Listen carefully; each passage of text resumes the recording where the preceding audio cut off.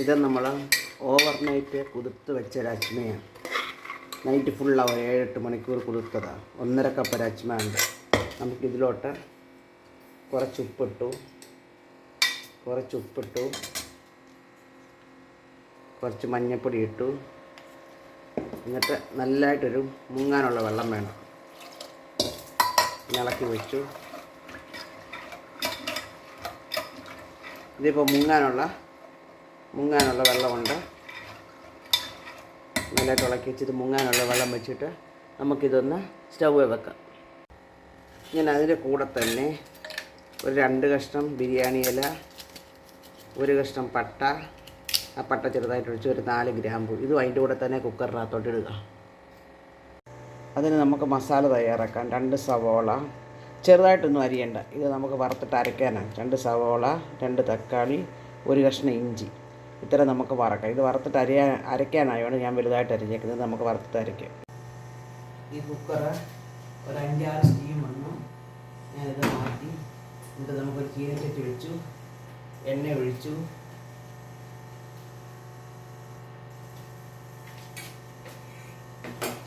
നമുക്കതിനകത്തോട്ട് കുറച്ച് ഇച്ചിരി ജീരകം ഇടാം.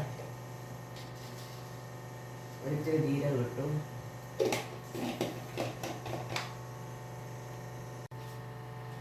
ഇച്ചിരി ജീരകം ഇട്ടിട്ട് നമ്മളിവ കട്ട് ചെയ്ത് വെച്ച ഇഞ്ചി ഇട്ട് ഇഞ്ചി അറോമ ഒന്ന് പോയി കഴിയുമ്പോൾ ഉള്ളി ഇട്ട്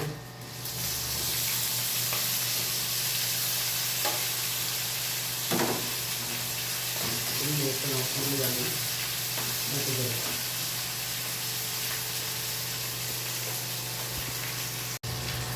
ആ ഉള്ളി മൂത്ത് കഴിയുമ്പോൾ നമുക്ക് തക്കാളി ഇതിനകത്തിടാം.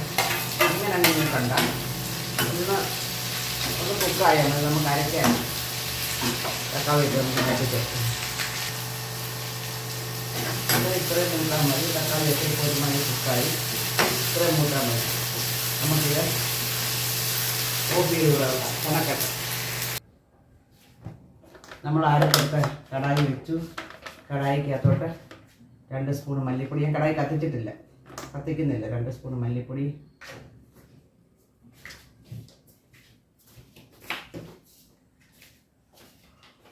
1 സ്പൂൺ മുളക് പൊടി,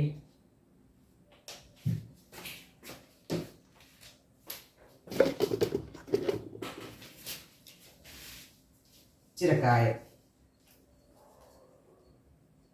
കായം ഇട്ടിട്ട് നമുക്കത് കത്തിക്കാം. കത്തിച്ചാൽ പൊടി കരിയാതെ ആ പൊടിയെല്ലാം ഒന്ന് മൂപ്പിച്ചിട്ട് നമ്മൾ അതിനകത്തോട്ട് അരച്ച് വെച്ച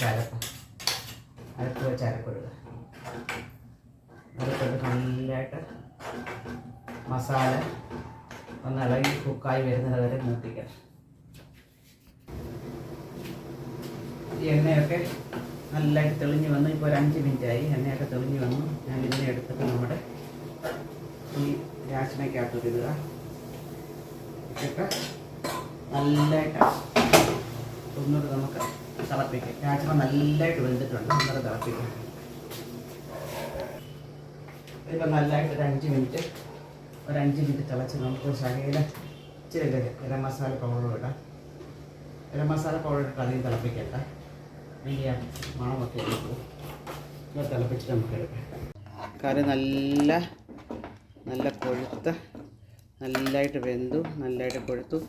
നമുക്ക് അതിനകത്തോടെ ശകലം മല്ലിയില ചെറുതായിട്ട് അരിഞ്ഞുകൊണ്ട് അതൂരിട്ട് അതൊന്ന്